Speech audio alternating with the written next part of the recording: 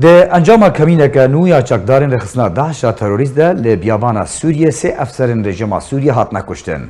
جدر نخواجهی سوری بلاف کرن دو سشمه سه افسرین اولهی الاشکری رژیم سوریه ده انجام کمینه که نویا چکدارن رخصنا داعش تروریست ده لبیابان تدمر لگندوار رجلاتی پارێزگا حمسه ده سوریه هات نکشتن.